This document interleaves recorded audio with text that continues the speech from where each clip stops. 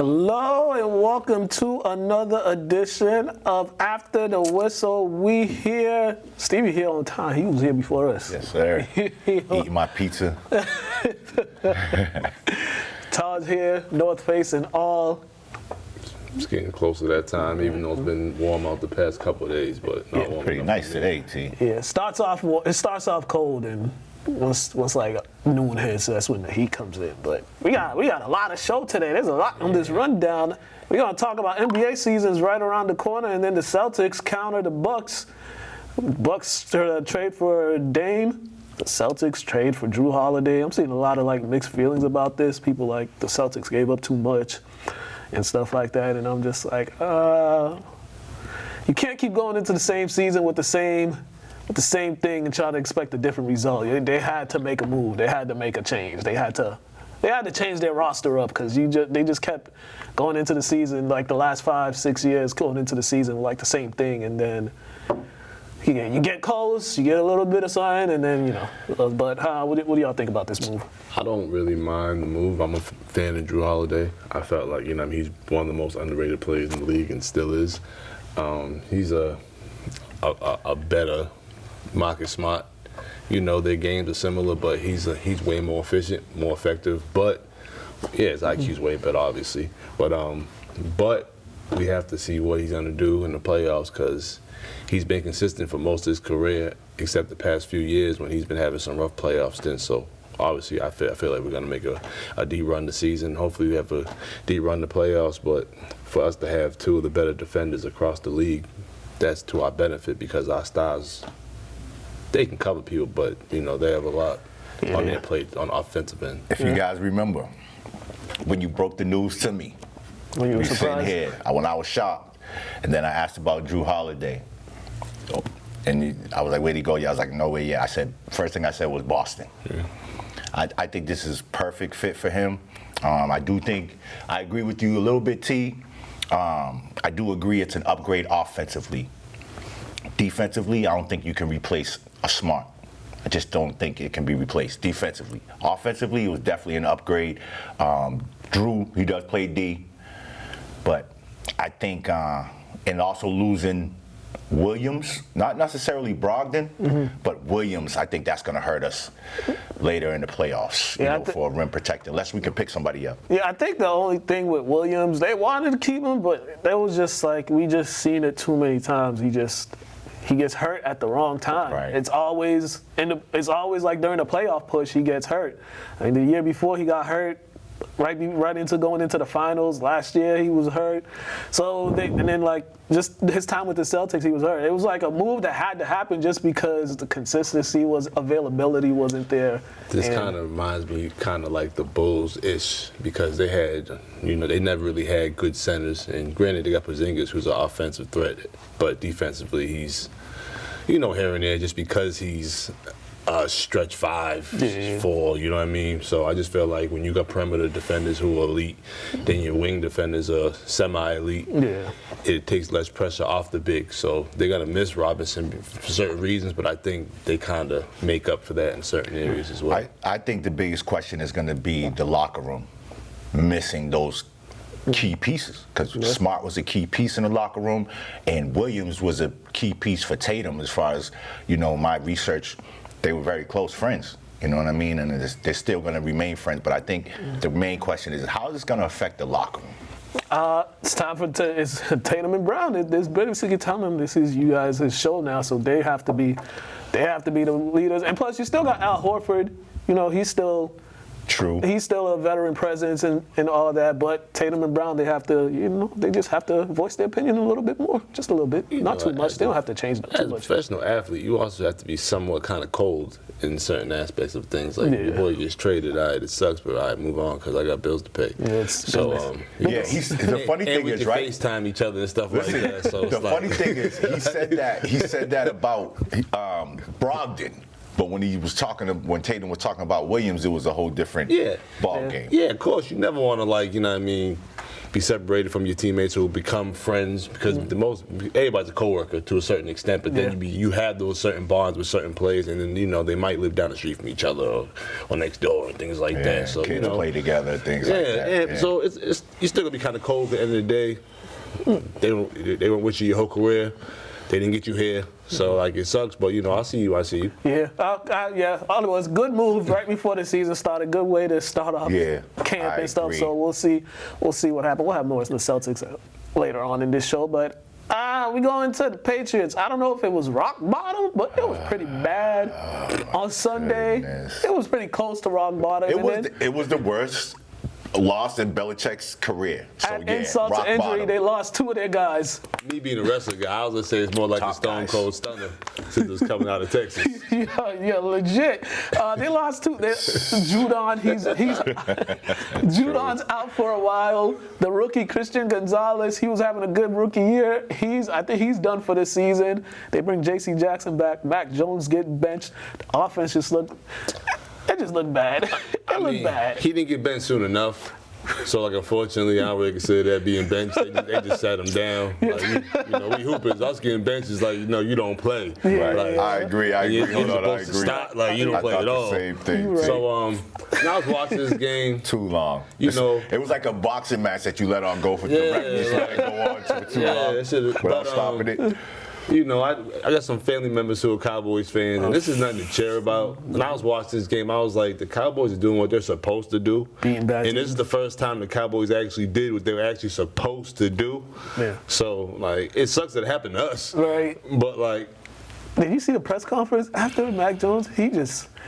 He looked like a defeated individual. He just looked like someone that's defeated. And then even during the game, it was like the body language. Because, you just, the turnovers were bad because it was just you throwing across your body, something you're never supposed to do. You just keep throwing off your back foot. It was just Did you see his reaction to the turnovers? It's like he wasn't even mad. It was he was no emotion at all. It's like his mind was somewhere else. Yeah. this is what happened. Remember we was talking about when he got drafted, when the Pats drafted him, and it's like this man's been kind of carried by the town around him, and so he has. So, not saying he has his ego and confidence, but to an extent, you do build a certain confidence and ego when you're you're considered nice, and you put on this pedestal the same quarterbacks coming into the league, and then it's like, all right, here are the keys. Now you got to show us you actually know how to drive without the backseat drivers, the passenger giving you directions.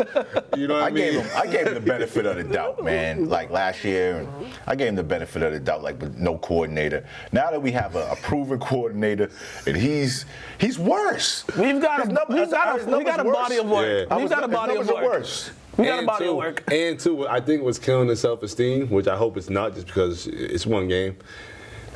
He's probably feeling like, you know what? I'm going to get better in this league the past few years, come after our season, and he's realizing, damn, I'm not figuring this out. And it kind of not helping me either, because, if you'd only have four third down completions in the whole entire game, how you going to continue the series and even get to the end zone? You can't even make it to the end zone. He's in the wrong area for that, too. He's in the wrong city for that, man. He's in a wrong situation because, one, the Pats didn't help themselves either because they kind of wanted to get Brady out of there, but there was no contingent backup plan. There was no plan for life after Brady. There was 3 quarterbacks ahead of him. You know what? Fields, who else? Now, the reason why we're different, because we're not New York. That's the reason why. If he was Daniel Jones with the Giants, or if he was with the Jets, they come a little slack, but not out here, bro. We strive for excellence. Yeah, we he's got in the wrong place for that. I'm not saying the Giants He don't, can't be performing like that. And especially, we've got enough body of work. You've been in the league 3 years. It's supposed to be improvement. Year 3 is always that improvement, that leap, or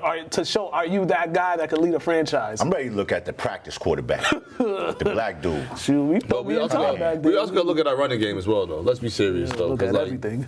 It has spurts where it's, break out a couple, but how you give the man the ball 14 times and you only give you 30 yards? It was bad.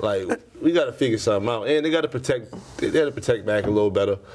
It's just, he got to get rid of the ball a little quick. We understand that, but when your quarterback's kind of, you got to just do a little extra. It's just bad. That's it's the only bad situation. It's just bad right now. Yo, to be honest, they might not win another. But where is Mac Jones games. actually from? Do y'all know? I'll look that up. Because they don't put like demographics in the play? Because Alabama. No, I think. I'll look that up as you guys talk. But they don't put demographics in the play. Somewhere in the South. Like, they don't think about this. Like, it's cold up here. Like, it's just different. He's from Jacksonville, Florida. Yeah, It's a different weather, different atmosphere. This man's from Florida and then played in Alabama for however many years he was in college. Like, y'all gotta do better research on things, man. Get it together, Pats. Get it together because we need it's help. like they're gonna riot soon. They already asking for Belichick to go. I mean, That's how you know it's We bad. gotta remind ourselves. You know, we had a man by the name of Drew, who he wasn't, awful, but he wasn't Tom Brady. So we've seen this storm before. We're able to weather it. Luckily for them, they got the Saints coming to town, so maybe you could all's well then you could go 2-3. Yeah, but and then, the Saints figure it ain't out. let up a rushing touchdown all season. But they stink. And the only thing we have is a running game, a decent running game. The Saints stink. So, and also quickly we on the ain't too far behind them. Cowboys. So I'm starting to notice. I'll figure out more when they play for San Francisco this weekend. But you've beaten 3 bad teams so far. I need you to see. I need to see what you do against good teams. You lost to a decent team. They lost to a decent team with a first-year starting quarterback in Joshua Dobbs to Arizona. So this Dallas, it's looking like, the way it's going, it's looking like they're one of those teams that beats up on bad teams and can't beat the good teams. That's what it's looking like. We'll find out more when they play San Francisco, but that's what it's looking like right now. The 2 high-scoring teams played, and it was the Buffalo Bills show on Saturday in Buffalo. It was just their day. That's all I can say. I watched this whole game, and I was just like, I think we picked Buffalo. It was just their day. Me and you. Did we? Yeah, he picked Miami. Yeah, I picked Miami. Me and you picked Buffalo. Yeah, we was on it. We knew what was going to happen that day. I don't think we knew it was going to be like that, though, Mook. It was just one of those days. I forgot who I picked. I was questioning myself, like, hey, who did I pick? Nah, because he was pondering for a second on that when he asked. I think He picked the Bills. Honestly, the Bills have been consistent in this division for the past 3-4 years. Granted, Miami is coming around the corner and they're playing well, but this is just a reminder that you still have a couple levels to reach. I think it was that hangover. They smacked somebody by 70 or 50 or whatever they won, 70-20, and then they came in thinking, okay, we can handle the Bills. And the Bills. It looked like it was going to be back and forth for a little bit, and then you know what happened? They lost the lineman. They lost the lineman.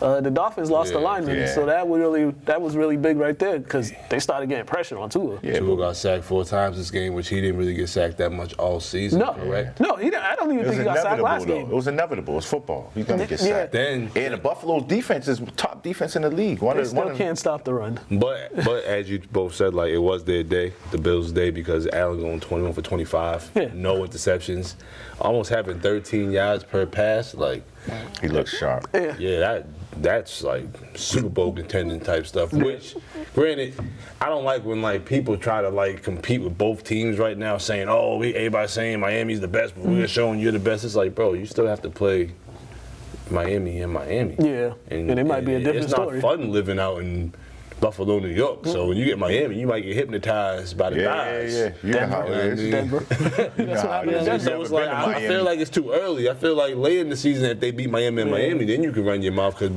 you're probably going to have the division sold up anyways. And the thing with Buffalo also is what I've noticed the past couple of years. They're this regular season, they be out of their minds. But then when it comes to the playoff and it's those tight games, those close games where you any little mistake is going to cost you, that's when they really unfold and stuff like that. And they still can't stop the run. They can't stop the run. Yeah. Buffalo cannot stop the run. Which is puzzling to me because Miami only ran it 19 times for 142. You're getting almost 8 yards per run. They was down, so when you're down, you try to pass the ball. In the beginning of the game, developing the game, I get it. Tua has been playing outstanding, but we still have to play football here. Yeah, you know what I'm saying? A lot of teams abandon the run once they're down 2 scores, which is dumb. And then you're undisciplined. Because, you know, when you have so many passes, that's also receptive to a lot of penalties, holdings, pass interferences, and stuff like that. I'm with you in the run game, brother. I know how you feel about the run game. Miami had 8 penalties for 98 yards. Like, it's just certain things that you can't do against a Bills team that's clicking on all cylinders, Especially which you weren't that far behind. Yeah, 28 points is a lot, but if you stick to your formula, like, but some things. first loss of the Especially season with for those them. weapons. I agree. Yeah, definitely. But first loss of the season for them. Those two teams will play each other again. So let's see how they each bounce back. But that's going to be for the conference. Watch. Yeah, I mean, for the division. And that's why I said they should have waited a little bit with all this hoopla and talking and all that. You know what I mean? I'm not big on Bills Super Bowl, as people think they're gonna make Bro, it. they're the best runner-ups of all time. Yeah, dog. legit. Greatest. Oh man, Sunday night football. Man, this is funny. This dude, he was having a good bounce back game, Mr. Zach Wilson, playing really well, and then he fumbled the ball that pretty much cost the team the game because he looked away during the snap and then just couldn't cradle it in, and then the Chiefs just ran out the clock, and there was that pass interference or holding call, that was a legit questionable call. Yeah, it was definitely. That's one of them plays. You got to let those guys play. You can't Especially decide at the that game. moment. Yeah, you got to let those guys play because that would have been Mahomes' third I despise interception. those calls. Last second calls. I don't care, especially unless it's egregious, unless it's like obvious, like, oh yeah. Other than that, I don't agree with a flag, a whistle, any of that stuff. Remember, sports betting is always hovering over Vegas. the sports. So, you know, and then That's true. Kansas City and the Jets. So it's like, nobody's really trying to see the Jets beat Kansas City. Like, that's a tough Especially when one. you got Taylor Swift on the screen every 3 minutes. Yeah, man, it's a big business. It's big business right now with Kansas City. But yeah, she was back again, huh? Mahomes, I mean, in New York. Yeah, so And the That's ratings, his girl now? ratings been going up. Ratings and Twitter follows and NFL like stuff been going up. So I can take my show to the beach. It's- Should be able to tan. But But like I was saying, like Mahomes, 30 passes, you know, he's always getting a little slippery against bad teams. They don't, let's be real, Kansas City don't take bad teams seriously. They feel you're going to walk in there and just run over them. That's what they let's thought. be real. it was 17-0 at the end of the first quarter. Like, let's be serious here. Like, so, you know, Get bored sometimes. Granted, Wilson was balling. Yeah, Wilson was balling, but him throwing the ball 39 times is ridiculous. When you didn't even want the men even throwing the ball at all the first few games. So like I said, when you're down, you abandon the run. And they got great running backs too. The Jets, they got some pretty good backs back But remember, these historic franchises, they had faith in the run. That's why they got Super Bowls. Yeah. You gotta have a little faith, like. But yeah, the Jets, I mean, it's just like it played so well, then you get that that nonsense call and that turnover, and it's just kind of like this is like separates like I like that winning. Vegas thought that he was when it comes to that play. It's just, you know, a little It's a little questionable. I'm with him on that. I am with How many people had the Jets on the money line? Yeah, I'm with you on Serious. that. I'm with you on that. Daniel Jones stinks. I keep saying, every time I see a Giants game, I always tweet that out. I just say he stinks. I don't even know what's worse in New York right now, Zach Wilson or Daniel Jones. The state of New York quarterbacks I think Jones is worse than Wilson. But Daniel Jones is horrific. Which one you say? I think Jones is worse than Wilson. Oh.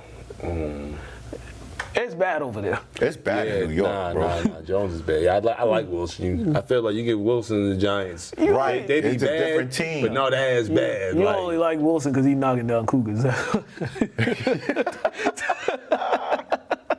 I mean, my man trying to make it endangered species. But yeah, man. But yeah, you know you're bad when Peyton Manning is disgusted with the way your decision making. I don't know if he was watching the Manning cast. Peyton or Eli? Peyton. Because if Eli is disgusted, it's a whole other level. Eli just be having no words. Like Eli, you can see from Peyton Manning's facial expression. Whenever a quarterback does something dumb, it's the facial expression and the reaction. Eli just be like, Peyton just be like, oh my God.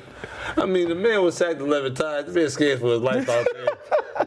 He ain't got no line. He got no help. Saquon not there. Saquon not playing. Like, you got the Saquon just sitting back chuckling. You know the that, weird like, hoodies they wearing. Like, because he's getting that automatic money. yeah, he's chilling. He's like, yeah, my ankle, yeah, nah, not this week. honestly, if I was him, I'd fake the injury Not this week. for like at least half the season. See if they get another quarterback in there to help you because like this is bad. Who's their backup? I Do we don't know. I'll find that out right now. But yeah, the Giants, everything's just bad with them. Everything is bad. It's terrible. Everything's just bad, and it's just like, bro, Tyrod Taylor, Oh, he's all right. Tommy DeVito. But those are two backups. their offensive line. It's horrific. It's worse than the Pats' offensive line. Yes, It's the worst. It's worse than the Pats, and the Pats' offensive line is pretty bad. Yeah, that's like if you played Madden on beginner against an all Madden. and you just trying to just learn how to play. You just got the best team. And you just destroying the line. Like, come on, man, that was pitiful. Yeah, I don't even know where they go from here because it's kind of just like, I mean, what do you do? He might What have do to. you do? Daniel Jones might have to sue. They tried to kill that man You out only there. can't sue when you took all that money. He got all the bread. That's what I was gonna say. Yeah, he they got all threw the all money. that money at him because they were so convinced they didn't need to pay Saquon that, Jones That's was why I the guy. said Saquon over there chuckling. That's Yeah. despicable Yeah, and very- disrespectful. Very, very much so. Because this is the last And tag they appalling. could throw on him, right? They already threw one on him before, right? Now they could throw another one at him, but he don't have to sign it. So. And appalling. But yeah, it's pretty bad. And then there was a lot of upsets and a lot of blowouts. But the Bengals, what is going on over there with the Bengals? Chase isn't happy. It seems like Burrow every time he's another one running for his life. He's not healthy. Defense can't stop a nosebleed, and they're 1-3. I think their opponents smell blood when they play the Bengals. If you notice that, every team that plays them, they go right after them. Like, they smell blood. They know what's going on over there. I think there's something in the NFL that we don't know, They can't but I protect the think quarterback. NFL guys know that there's something going on over Well, They can't protect the quarterback. Burrow. I mean, Chase has been Burrow's biggest target the past few weeks, and he got the most targets and just couldn't get in the end zone. I think they need to sit Burrow. I don't think he's healthy. Yeah. I've been said he's A lot of people not said been that, yeah. healthy. there. So I said they smell blood. Yeah, sit him for a few weeks. If you can get a couple wins out of him being down, cool. But I don't think you guys have a comeback this year compared to No past need to few years. risk him. Yeah, Risk his he got some- future. Yeah, he's young, so. AJ McCarron is their backup, and Jake Browning is their backup. And they got some good talent too, like skill guys. It's the O-line. Mixon, Higgins, like you said, Chase. Who's their tight end? They got he's decent too. Irvin, I don't even know. Irvin Jr. Tight end is Zach Gentry and Tanner Hudson, Irv Smith Jr. Irv is Smith you Jr., talking yeah. about. Yeah. They have everything, but it's just the offensive line is so bad. It's like, when you can't give your quarterback time and then he's running for his life and he's not healthy, it's only going to make it worse. But yeah, I agree. A lot of people have been saying they just need to sit him and wait till he gets fully healthy because Yeah. the season is still young. You could always make a turnaround because there's no sense of digging yourself into an even bigger hole, and then when you try to dig out of there, your quarterback's not 100%, and then you have to shut him down at some point because your record and all that. The man done had knee injuries or knee issues and have calf issues, so obviously, he needs his legs to be effective throwing the ball and running the ball. So you need to sit him down for a couple weeks. That's just common logic. But you know how NFL teams feel. Owners they feel like, listen, they can't fall behind the ball. Yeah. They can't fall behind the ball, and they are. But Everybody's all- now it's to the point, T, that where you could say, okay, we're what are we 1-3? Yeah. Let's sit them down. Sit him down. We're 1-3. They want to see if they can get 2-2 and then probably sit them. But now, Sit him down. Just sit him down. My whole thing is, you got these owners and these GMs, you can just see how the things are going. You know how long you want to have your franchise quarterback involved with your franchise for, or you hope you can have it as long as you can. So you have to make sure you value his health for one. That's number one. You know what I'm saying? Sometimes you got to just take a couple L's, Yeah, man. legit. That's just how it goes. You're not gonna lose much money. Mm-hmm. You're not gonna lose your job. You're not losing much of anything Right. in your pocket. So what we You got to think ahead. the most you're gonna hear about if you go to a couple bars, people trashing your team and talking trash to you, but you still going home in your Lamborghini. What are you crying about? Legit. Yeah. So Bengals, they definitely need to get it together. Oh man, it's a rough fantasy football time for me. I lost both games by 1 point in both of my leagues. I'll show you. I needed 4 points from Dalvin Cook to win one. I got 2. Go ahead. I won last week by a 1/10 of a point. I've never done that before. 1/10 of a point. Went 2-0. I'm in 2 leagues. I went 2-0. That's dope. One of my leagues, I'm 4-0. And I'll show you mine. Yeah. Wow. You got cooked. Right. Was it at the end? Yeah, you a bum. Yeah, I'm 4-0. This is terrible. 4-0 in one of my leagues, and then the other league I'm 2-2. I'm 0-4 in both of them. Lost my first 2 and then won my last 2. What you gonna say, Pedro? Real quick, how about the Eagles and against the Commanders? That was a good game. Oh, that was an excellent game. Yeah, but nobody believes. Overtime. What you mean? But nobody really believes. Stop. They all get paid to play football. They make it entertaining. That was a great game, though. And it was. So I'm gonna give props to Howell. I think that was his coming out game. Yeah, cool. They showed fight. They showed fight. They had opportunities. Washington had opportunities to win that. When you're on the road, you got to seize your opportunities, gotta make less mistake. But Philly, made more plays. I was annoyed this weekend. Shout out to the Eagles kicker. Yeah, shout out to the Eagles, whatever. I was annoyed. I got him too. By the Raiders. To get the young rookie quarterback in the red zone, and you throw it on first down. First down. You have 4 downs to give this man a chance. And he's a rookie. Yeah. He busting his tail, trying to come back, and you throw the ball. Especially, boop. got sacked 6 times by Khalil Mack. Josh Yeah, McDaniels. Shout out to Khalil Mack, by the way. He's coming Khalil Mack back. Yeah. That's Josh McDaniels for you. He looked tough. Your head cracked. But that was awful. What? Oh, yeah, that was the dude. Josh McDaniels for you. That's a pure head. That's a headache automatically. Yeah. Let's go to Craig. I liked him. He got some chips for us. When he was being told things. Yeah, right. He's like the. Now he's in control. Let's go to Craig. He's gonna have your fantasy start him and set him for this week, and then.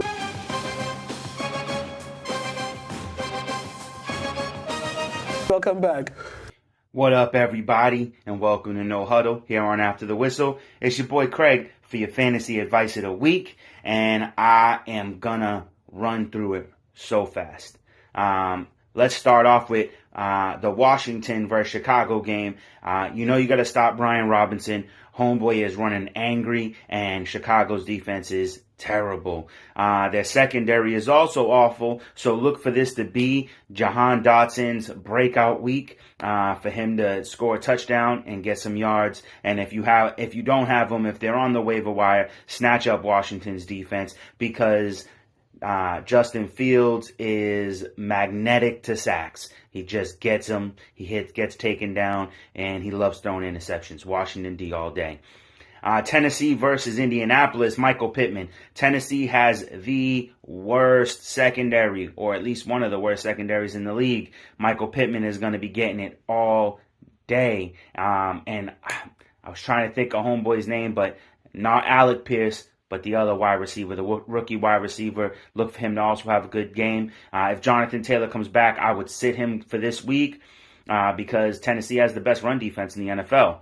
Pittsburgh versus Baltimore. The only viable play here outside of Lamar Jackson is Zay Flowers. Pittsburgh is not playing well, so Zay Flowers is going to have I think, a very good game. I think this is going to be a close game. I don't like anybody from Pittsburgh. If I had to choose at least one person, it's of course going to be Pickens, and I do like the rookie, but Calvin Austin, can't play him. You have Houston versus Atlanta. Obviously, Nico and Tank Dell. I'm putting them in my lineup every week. Tank Dell had an off week last week. Look for him to rebound this week. Look for Nico Collins to come down a little bit. But both of these guys to me, are going to be every week starts. When it comes to Atlanta, the only person you can trust is Bijan Robinson, so there's no need to discuss that.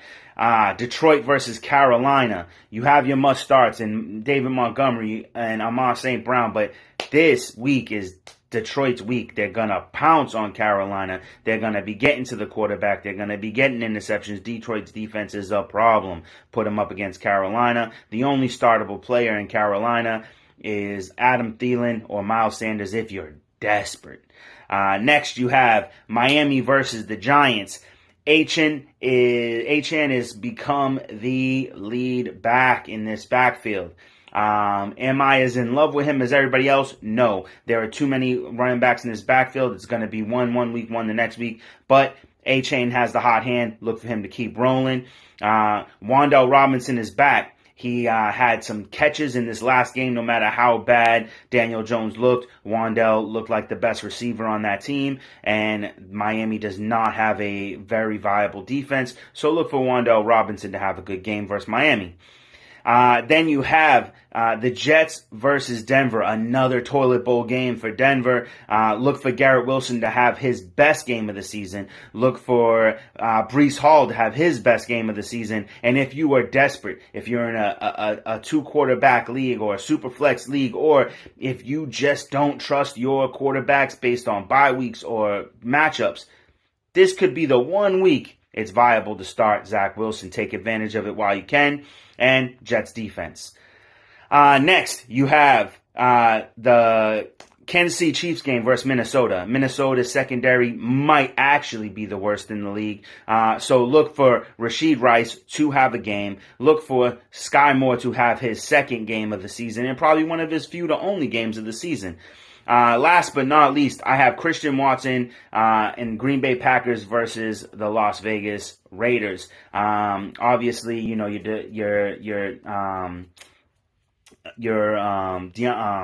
Devontae Adams, your Josh Jacobs, those guys you're going to start. Aaron Jones, I think this will be a pretty good game for him, but I don't know.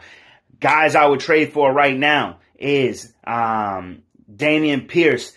The offensive line is going to get better, and this offense is taking off. Grab them. Breece Hall. Buy these guys low and take advantage of your league. I really like those players. Same with Garrett Wilson. Buy him low. I think they're going to turn it around in New York. So that's all I have for you this week. Until next week, see you on No Huddle. Back to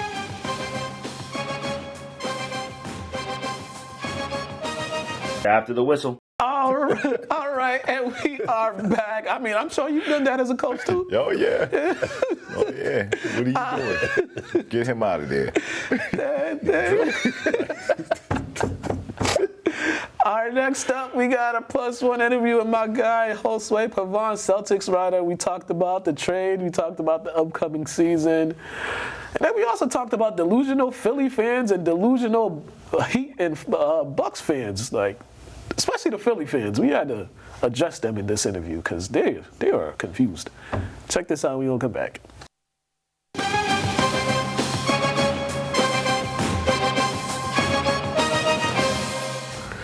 Hello and welcome to another edition of the +1 interview, and we got a returning guest, my guy Josue Pavon. Celtics season about to be underway. What's going on, man? Oh man, I'm excited. I'm thrilled. It's a heck of a week to be covering the Celtics for sure, man. I'm doing good. How are you? How's everything? Everything's good on my end, man. Everything's good on my end. What a way to kick off right before training camp start with the announcement of the trade for Jrue Holiday and a complete roster revamp this summer for the Celtics, man. What did you make of the trade? Or the move, I should say. This organization is all in. I mean, that's pretty much what I make of it, man, to put it bluntly. I mean, look, Brad Stevens, he's the savage, man. And I mean that in all the right ways. I mean, in terms of not afraid to get the guy that he wants, you know, whatever it takes. It seems to be his approach from day one, right? I mean, from his very first day on the job.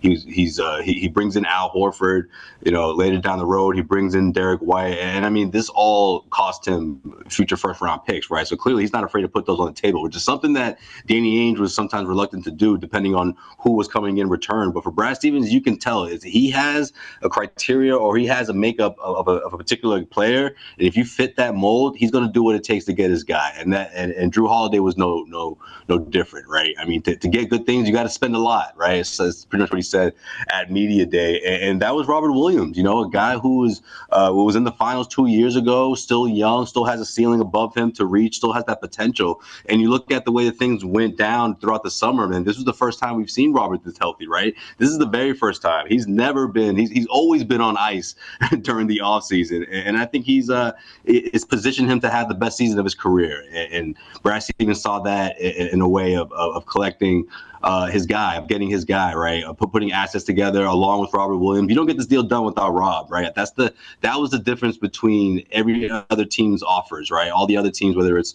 the Miami Heat, the LA Clippers, this preferred trade destinations list that Drew Holiday reportedly put together. I mean, that was the difference. That was that's the biggest reason why Drew Holiday is a member of the Boston Celtics. Yeah, and for me it was kind of like, all right, I think it was, I mean, a lot of people probably think this. I think it was just time for a change in the roster, because you can't keep coming into the season with the same type of rotation and thinking you're going to get a different result, just when we've seen like what happened. You came into the season with the same type of roster for like 5 years in a row, and it's like you've gotten close but not gotten there, so it had to be time for a switch up. Right. I mean, look at the Milwaukee Bucks. I mean, yeah, they're an Eastern Conference favorite. Some people would say that not as much the Celtics after the Drew Holiday trade, but I still say that they're pretty much neck and neck in terms of their projections to win the East. However, I mean, that was the move that they had to make, right? You look at the comments that Giannis Antetokounmpo made about re-signing with the team, saying that, look, if there's a team out there that I'm better suited in winning a championship, I'm going to play for that team, and that obviously, made the Milwaukee Bucks react fast. And you look at what the Celtics have been doing the last couple of years. I mean, every 2 years or so, you see sort of a change in whether it's a starting point guard or whether it's just a general makeup of this core. Now they're keeping their two all-stars together, right? I mean, that's the plan for the future, right? You re-sign Jaylen Brown over the summer. Tatum's going to get his, next summer. However, getting someone like Kristaps Porzingis is a clear indication of two things. One, that the Celtics are obviously all in and trying to, put together a championship team. And also, two, they're trying to get the best type of players to complement Tatum and Brown. And that's exactly what Kristaps Porzingis does. And that's exactly what you see in Drew Holiday, which essentially, if you ask me, an upgrade from the starting point guard that they had last year in Marcus Smart. Definitely. And then with Milwaukee making that move for Damian Lillard, and we don't see not much else movement from the top contending teams in the East. Like, how do you think this team is going to look as far as just like the identity offensively? How do you think this team, what's going to be their identity? What's going to be the strength of this team for this upcoming season? I think it has to be the defense, Mukala, to be honest with you. I think that's where this team has to be a strong part of their identity. I mean, clearly 3-point shooting was a big part of who they were last year. I still think that carries over into this season, especially when you guys, guys like Drew Holiday and Kristaps Porzingis, right? I mean, these guys can hit 3-pointers at a high rate when you look at, where this team was last year compared to where it's at now. They're even better in terms of having guys like that can put up points in a hurry, and especially in terms of that 3-point shot that was, a lot was made of that last year, that this team maybe took too many of those, and that they would seek those shots, and that it was sort of the offense started to be predictable, right? Which is in some regards is true, but I also think that they'll be smarter in this time going into the second season of Joe Mazzulla. He's got a new coaching staff. He's got guys that weren't there last year, veteran, established assistant coaches that, could be a head coach in the NBA sometime soon. But those are the kind of experienced assistant coaches that you want to see alongside Joe Mazzulla,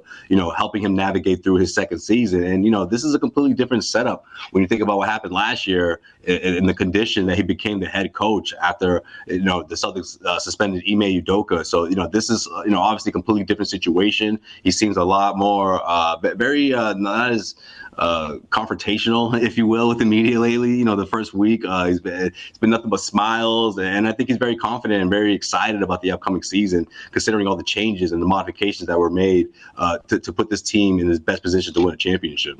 Definitely, and this team, the two guys, Jalen and Jason, they're going to go as those guys go.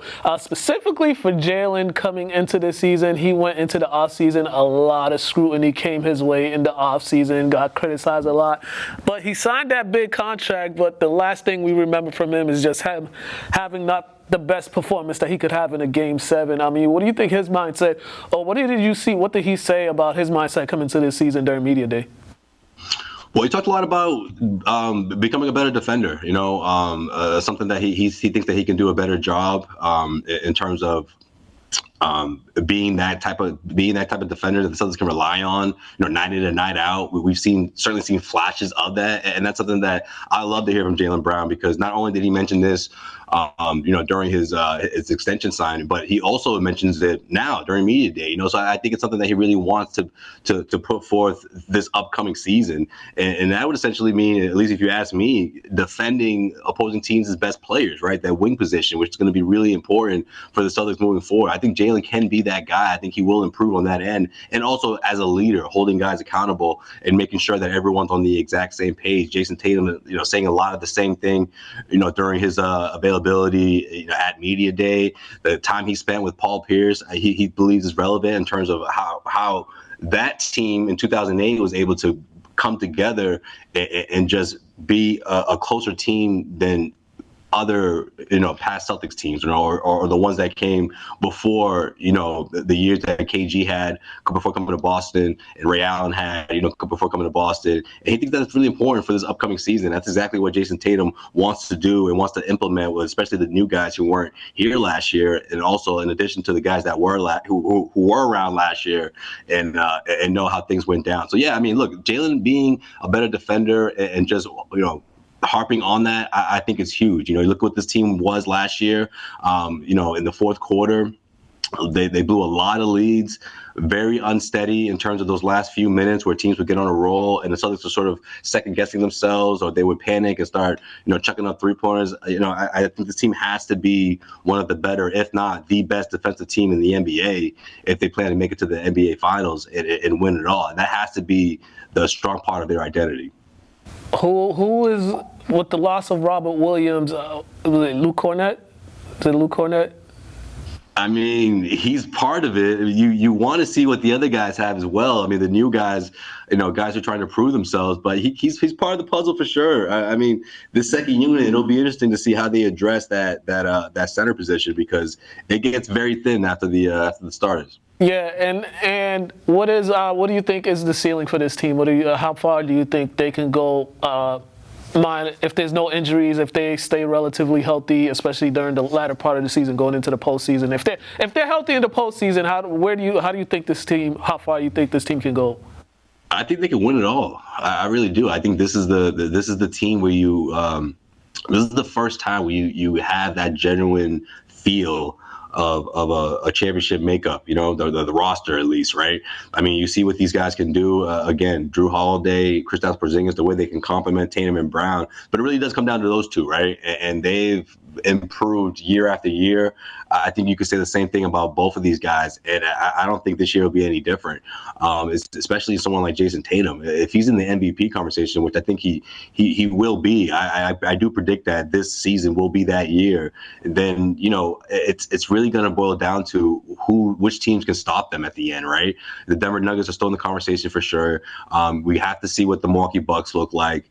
You look across the Eastern Conference. Can the Miami Heat muster up another run? We'll have to wait and see. There's a lot of question marks, and I think that works in the Celtics' favor when you think about the what's led them up to this point and the changes that they've made in terms of trying to complement Tatum and Brown. I mean, this is it doesn't get any better than this, right? I don't think you can ask for better talent when you think about the things that's plagued this team year after year. Whether it's late game execution, whether it's not an inside presence, not enough of an inside presence on the offensive end of the floor. I think Kristaps Porzingis is a solution for that.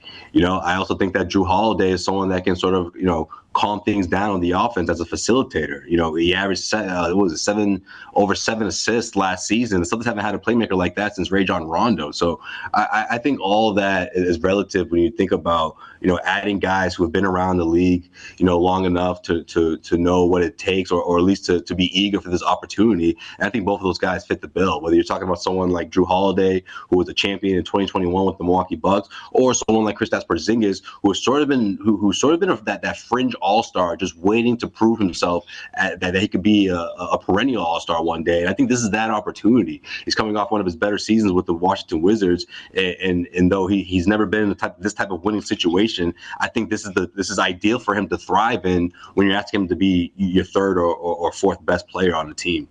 Definitely. And And lastly, I keep seeing this on Twitter, on the social medias. Why do people think that the Celtics won't have an answer for Giannis or Joel Embiid when they've knocked them both out of the playoffs in like 2 of the last 3 years out of it? I don't know, man. I don't get it. It's either that or the illusional Heat fans that are talking about, man, Jimmy Butler looked great against Drew Holiday. I'm not worried about this Celtics, potential matchup. I'm like, man, I don't think the Celtics are thinking about you guys, man. Like, they're thinking about the Bucks. They're thinking about who's going to guard Damian Lillard, and I think they feel great about putting Al Horford, in the mix against Giannis and against Joel Embiid, with, of course, help from other guys, whether that's Jason Tatum or, Kristaps Porzingis.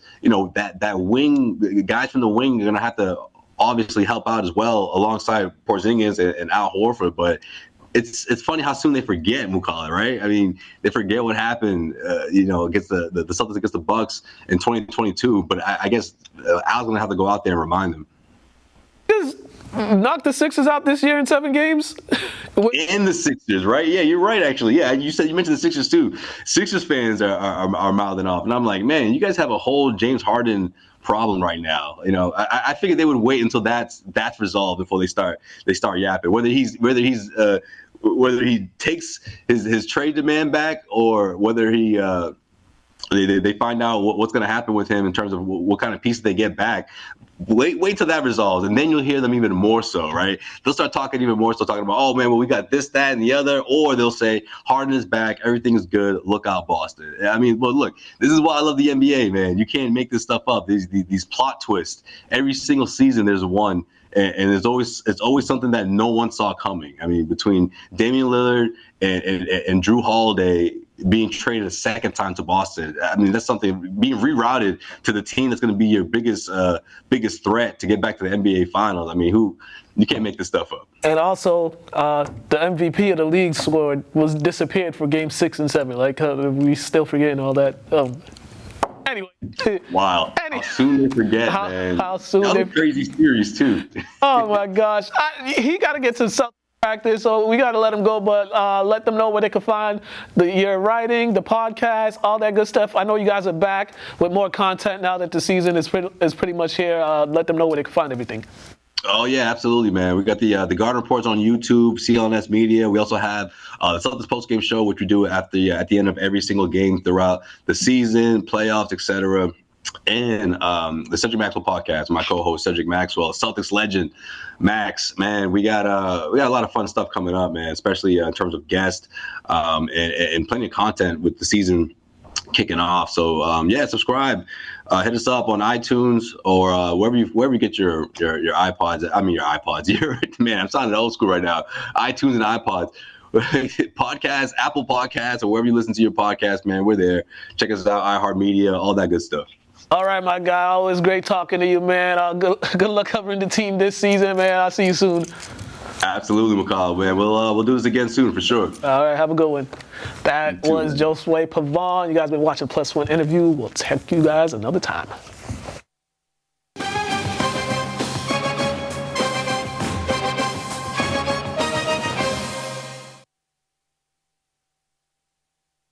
All right, we are back.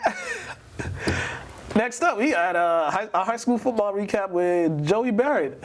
Avid boxing fan, too. I told him we'll get him on a boxing segment. Yeah. I was talking to him, man. Yeah, he loved boxing. I like that. He loved boxing. We got to get him right here. Yeah. And this guy. Big Ryan Garcia fan.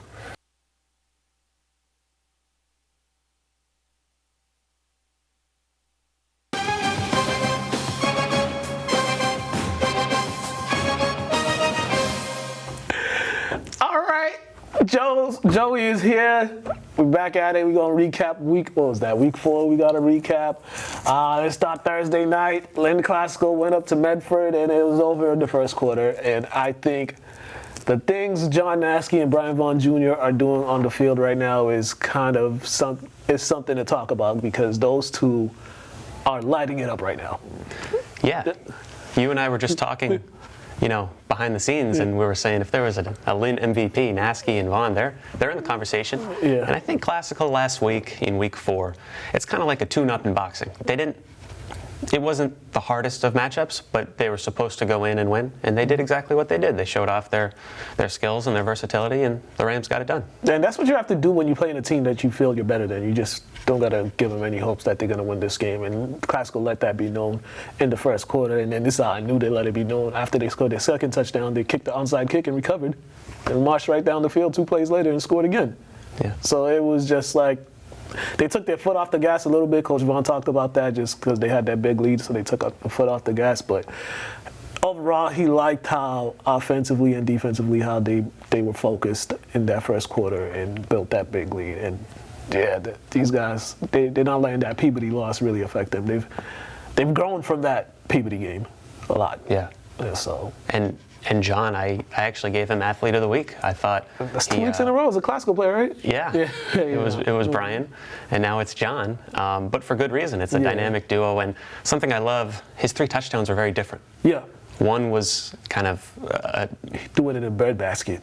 Yeah. Like the way Vaughn threw it where only John was going to catch it, right in the breadbasket. Another, he showed off his speed. Another was a screen pass or something. Yeah. So, man, he can do it all. Yeah, he's definitely making a case for all-state player, like making a case. So they're back at Manning this Friday. They're hosting Malden, which I think it should be another victory for them because if they keep playing this pace, we got a clash at the end of the regular season with them in Everett for that GBL title. If these 2 teams continue to play the way they're playing and they go in with each with 1 loss, that'll be for the GBL title. So when Everett came to Manning Field last year to play Classical, the Rams played really well. Yeah. For losing by the score they lost by. I think it was, a 20-something point game. Yeah. But they were in the red zone. They turned the ball over. It wasn't as bad as the score showed. That game, all I remember, I said to myself in that game, because they came up with the big pass play to start off, they got in the red zone. I said to myself, them not scoring on that first possession, I think that just it could have turned what would have been like a great momentum shift. It turned into it swung everything Everett's way because I think they turned the ball over and then everything just swung Everett's way. So I think, when that game comes, we'll talk more about that. But that game definitely. And then we move on to Friday where Lynn English ended their drought. They landed their little 4-game skid. They got on 3. I'm sorry, 3. They got on the winning side of things. These guys remembered what happened to them last year when they went to Revere. Because last year they went to Revere, they had a lot of confidence. They felt like they were gonna put together a good game, and nothing went well that game. Nothing went well. They lost 47-0, and then this year they remembered that and they used that for this year. And everything I say about this team was happened. Offensively, short passes, get the guys with the short passes, yards after catch. That's what they did. The run game, solid defense, good all-around performance, and their defense sustained everything. Because there was a couple games the defense had a good half, but it wasn't sustained throughout the quarter. That game, it was sustained throughout the game. You and I have to be real here. We both didn't pick English, but I'm more than happy to be wrong. And I did say they were going to turn it around as the season went on, so I'm happy to see that came to fruition. I think a lot of times, usually I'm an X's and O's guy, where whichever side wins that battle is going to win the game. But I thought not only did they have the X's and O's last week, they had the energy. They were fired up between Anthony LaFrada, the head coach, and the assistants and the team. After the game, it just showed. They were ecstatic heading in, and it showed on the scoreboard. Yeah, and I'm telling you that 47-0, because I heard one of the coaches yelling, "Remember 47-0, remember 47-0," and I just offensively, I just liked what they did offensively as far as just they weren't trying to do the dropbacks and launch the deep ball. It was 3-step drops, get the ball out, let your playmakers make plays. And that's what happens, and I'm hoping that happens going forward. Because they got a chance to make it 2 in a row this Friday when they go up to Greater Lawrence. So I just want them to keep the consistency, and it'll make for an interesting end of the second half of the season for them. Lynn Tech, woo! Lynn Tech, they made it. They finished their non-conference part of the schedule, 3-1. Lost a tough one this August, but the shutout Boston English. It was another flawless performance offense, defense, and special teams by the Tigers. Yeah, they didn't pass much, but they didn't have to. Nope. I'm not sure if they did pass at all. I don't think so. I was talking to Coach Runner after the game, and he was saying that he and his athletic director, Adolph Gratial, who's a great guy, they're both great guys, by the way, and they were saying, our first 4 games, we're going to set them up so we can see how we measure after them. Yeah. And they went 3-1. Their only loss was to a very good Saugus team, and they're excited. It's looking good for them. It's looking good. As long as they're going into conference play, they're going in conference play with a lot of confidence, and it's a building for something because now this is that part of the season where you could position yourself for a playoff spot to possibly get a home game, and he has their focus. The coach has their focus, and the players also seem to understand that. Like, they seem to know, like, all right, we put that game aside now. It's time. Let's refocus. Let's see what's ahead of us. If we do these things, I think they'll be fine for a good playoff, for a good ranking for the postseason. That's it. And then who else we got? We got one more, right? We've got Kip and St. Mary's. All right, Kip Academy and St. Mary's. First, we're gonna go Kip Academy, and I don't know if y'all follow me on Instagram or not, but Mornell Castro, I've been singing his praises since before the season started. What this young man is doing on the field, people really have to pay attention to what he's doing on the field. He is dynamic. He can score at every level. He either receiving, either running. Even if you put him at quarterback, defensively he's great as well. Like, he's one of the best all-around players we have, and he's just been showing it this season. He's scored a touchdown every game. Yeah, if you go on his Twitter and watch his mixtapes, they're impressive. And I'm very happy for him. Yeah. And happy for the program. They seem to be doing things right. They lost week 1 to St. Mary's, and look how they responded. Yeah. So, no, excited for Kip. I think they keep winning. They keep winning late. Those are signs of a team that's going to go far. Yeah. And in my opinion, replicate what they did last season and going to the Super Bowl. Yeah, and I think, like, since those guys got that experience at Gillette, I think they know what they have to do. Like, they know what they have to do. Injuries aside, they just know, like, who's going to lead them, and who's going to help them make a deep postseason run. And it starts with Mornell Castro, Jovan Machado, and everybody else follows suit. And it seems like they have the good pieces, and they have the relationships, and just like the team bond that is helping them. And you can see it when they play, because, man, these guys, fun to watch, very fun to watch. Not supposed to root for a team, but those guys, I root for those guys. They're doing something special over there. Last but not least, it just wasn't St. Mary's Day. It was not their day over there at Fenwick. I mean, it's a big rivalry game, but it just was not their day. In the Spartans' defense, it's been no one's day against Fenwick this season. Mm-hmm. The Crusaders are 4-0 and doing it in very dominating fashion, 40-0, 50-0 games. It was a matchup of 2 solid programs, 2 great coaches in Dave Woods and Sean Driscoll. Yep. And I think Fenwick just got the better of them. Look at last year. It was a double overtime game, right? Yeah. So I think it'll be that close again, but St. Mary's is on the younger side. So yeah. And Fenwick was at home. It was. And Fenwick, granted, they're not going to be They're not going to be in the postseason this year because of all the stuff going on there. But I think they still are out there playing to try to prove something. And for St. Mary's, I mean, it's tough to lose to your rival, but sometimes I think this is one of those games. Sometimes you just have to bury the film and be like, it just wasn't our best day out there, so we're just gonna go. Try to get it back this Friday get back on the winning side this Friday. But yeah, it was just not their day. So, I mean, we'll see what happens. Which they will, in my opinion, at home versus Bishop Stang. Yeah, they got to bounce back. They still got a good ranking for right now. I seen the rankings. They still got a good ranking for themselves. So they just got to start win the games they're supposed to win. After Friday, the Bishop Stang game, they'll be 3-2, in my opinion. Mm-hmm. I predict they'll win. So 3-2 with a young team that's dealt with some injuries. Not bad. Not bad at all. Y'all catch us on the sidelines. Me and him are manning all the time. If he's not there, he's somewhere else. But y'all catch us on the sideline, and Don't be mad at us for sharing our views. It's just opinion. Don't take it personal. It's business, not personal. Remember that. My man. Thank you. Appreciate it. I ain't gonna get you in trouble though. I promise I won't get you in trouble. No. I'm just messing with him. Do you. Yeah. We'll see you guys.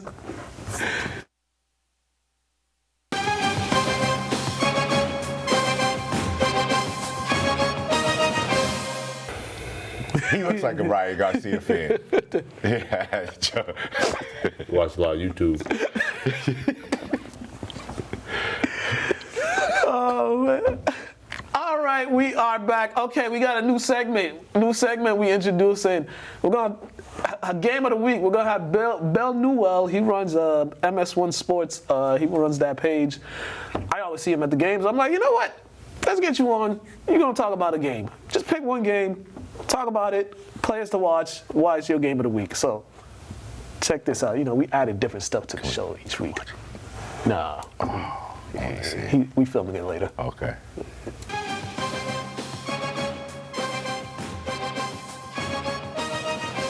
All right, ladies and gentlemen, I told you we had a special segment we're adding to the show. Bill Newell, he's here.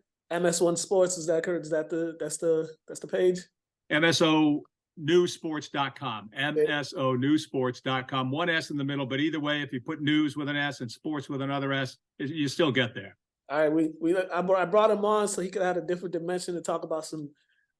We're gonna try to do this every week, but he's gonna pick one or two games and just talk about a little bit. And tell me, what is the games this week that you are looking at that has a very intriguing matchup? Well, you know, we've had a lot of non-league play with a lot of schools. Some league play, but a lot of non-league play. So Lynn Tech is a team that obviously is 3-1 on the year. They're traveling to Manchester, Essex, and so I think this is a big game. It's a barometer game for both schools. It's a league game, and you've got Tech coming off a win last week against Boston Latin. However, they lost the previous week for their only loss to Saugus, a pretty solid team. Now, Saugus, if people are paying attention, lost last weekend to Swampscott, but they were missing two key players off of that team due to injuries. So they were not the same team that played Lynn Tech. In fact, I talked to Tech coach James Runner this week, and he probably wishes they had some injuries that week before. Yeah. But on the other hand, he's ready to go for Manchester Essex. Now, Manchester Essex lost a close one to Neshoba last week. That's a team that Kip beat narrowly the week before. So, I think these two teams are both pretty solid teams. Manchester Essex hosting Lynn Tech Friday night at 6:30. But, so that's a big barometer game. It could go either way, I think.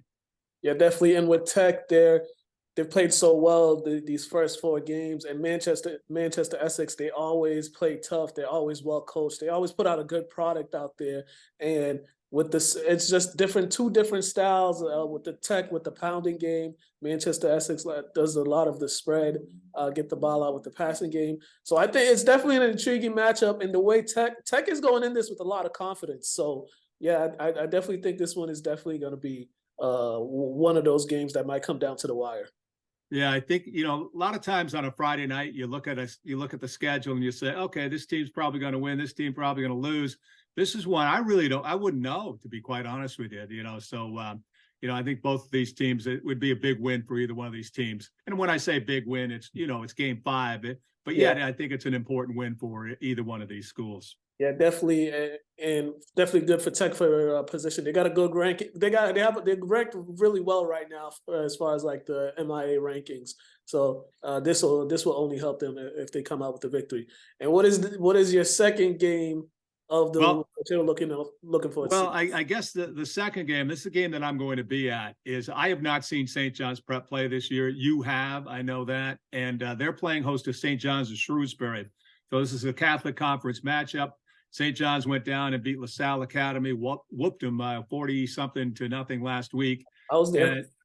You were down there? Mm-hmm. That's right. Yeah. Okay. So they had it going on all cylinders. Now, this is a game that most people probably look at and say the Prep is favored to win this. They're at home.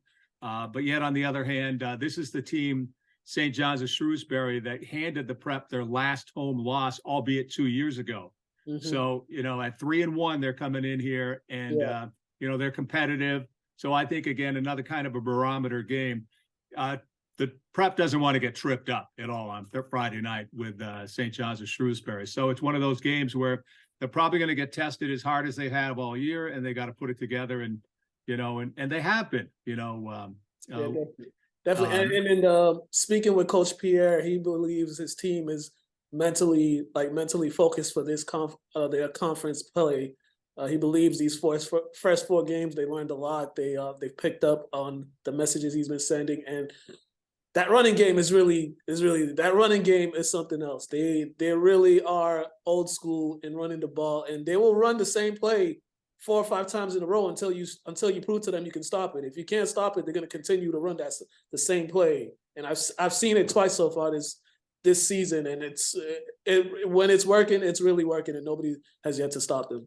It's funny. A few years ago, I think, last year they've had some standout running backs, and they still do this year. But the game that you were at, the one last week down in Rhode Island, a lot of guys got touches on carrying the football last week. And Deacon Robillard, their quarterback, Coach St. Pierre says just nice things about him. He's very impressed with him and thinks he's leading the team well. And so you got to have somebody out there who can control the game. And St. Pierre feels that Robillard is that guy. He's able to do it. So, what did he have? He had something like 140, almost 150 yards passing last week in that, albeit as it ended up a blowout kind of type win for them. Yeah, he makes good passes. He doesn't do more than he needs to do, and he makes good decisions with the ball. He does not make terrible decisions with the ball. And one last game before we get out of here, I'll throw this one at you. Malden Catholic and BC High.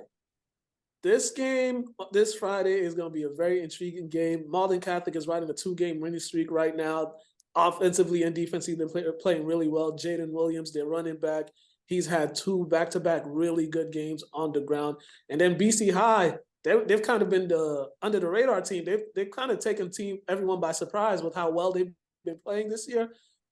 They lost a tough one to Everett last Friday, 35-34, last second of the game. But they've opened a lot of eyes. They have a lot of people's attention, BC High. And Malden Catholic, they're starting to have people's attention because they're playing really solid football right now. Well, that's a good tip on Malden Catholic for sure. And I think it was BC High that played that LaSalle Academy team as well. They did win, but it was pretty close, much closer than the prep score if you play the comparative score game. But you're right, playing Malden Catholic should be an interesting Catholic conference game for sure, yeah. Yeah, definitely. Hey, Bill, thank you, man. Thank you for taking the time. I hope we could do this again next week. Please let the people know where they can find your stuff. Yeah, it's at msonewsports.com, msonewsports.com. What we do, a couple of things. We talk to Endicott College football coach Paul McGonigal every Monday, getting updates on his nationally ranked team now in Division III. We talk with a lot of other coaches. We've been doing almost a weekly interview with Brian St. Pierre from the Prep.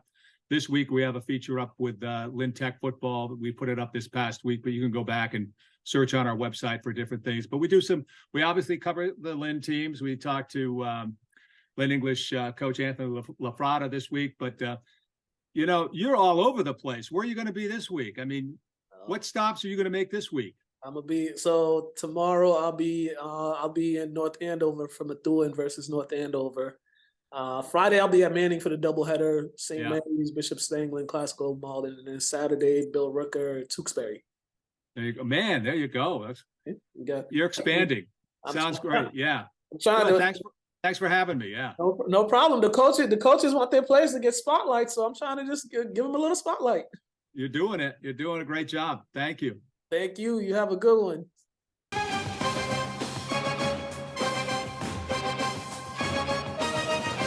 Okay, and we are back, and it's time to talk some boxing. And all I say is I don't know what Charlo's game plan was going into this fight. We can't talk about Charlo first. We can't. We got to talk about the card. Yes. I missed the first fight. I missed Garcia knocking dude out, or he get knocked out. Garcia, he knocked him out. He knocked the dude out. But the best fight of the night, I thought, was Lubin. No. I thought it was. Oh, you talking about Ugas and Barrios? That was a good fight too. That was a real good fight. Hey, they about to run down the undercard, so we gotta go ahead. Okay, so what you want to talk about? I felt like Lubin should have been before Barrios and Ugas, just because it wasn't as action packed. Right, but on paper, that's why on paper it was supposed to be a better battle than what it was. But I agree with you. I think the Ugas Barrios fight should have been the co-main event. I believe Ugas is done. I think to be honest, I think Spence beat the fight out of him. Okay, I think when he fought Spence took his confidence away. Did his eye socket bad, did his ribs bad. I think that was it for him. I think this was just a money grab. Barrios, I'm happy for him because if you notice, the guys that he has fought, he lost to Keith Thurman, Tank Davis, he lost to. So to me, Barrios, he just ran into a battered Ugas and got a good opportunity and took advantage. Now, the next fight was the Lubin versus, I think Ramos. Anyway. Yeah, I think it was Ramos. I don't know. I had a little. Everybody was saying that Lubin should have lost the fight. I don't think Lubin should have lost the fight. I thought he did enough. I thought he didn't get hit too much. He did what boxers are supposed to do, hit and not get hit. It was a boring fight, and I think that's why people were upset with the decision. Ramos was just very active. He's a very animated fighter, so I felt like what he was throwing looked like he was like hitting him like that, but really wasn't. But Lubin really wasn't connecting as much either, right. So I just felt like it was just one of those, whoever you liked. I think Lubin had the more effective punches. They were more effective. I think the other guy, Lubin was blocking, catching, shooting, you know what I'm saying? But no. I thought it was a warranted decision. I think Lubin should have won, and because not only that, Lubin is proven. He's been in there with almost everybody in that division. And Ramos didn't pressure him enough the whole entire fight like he did in the beginning. So Ramos is a good fighter too, though. Yeah, he let off the gas, though. That's the reason why Lubin was able to feel comfortable. But now we can jump to the main event. The main event. Now, I knew this was going to happen. I told you, Pedro, off air, I think, we spoke about this. Charlo, he dared to be great, but I could not see any possibility, any way that he was going to beat Canelo. I couldn't see him winning that. I just couldn't, no matter what he did. He did everything right, too. Like we did tell Pedro, like he's talking about he didn't care about the 2 weight class jump. That's a big jump when somebody's used to getting hit by bigger people. Oh, goodness. So that's why I said, like, he kind of little brothered him. Just because it was like he was hitting him, but it's like, dude, what are you doing in here? And I also felt like Charlo was just like, it felt like he wasn't fighting with a lot of confidence. Like he wasn't like throwing punches with confidence. It was like he didn't come to win. Yeah, it was just like he was just there to be there. Here's what it was.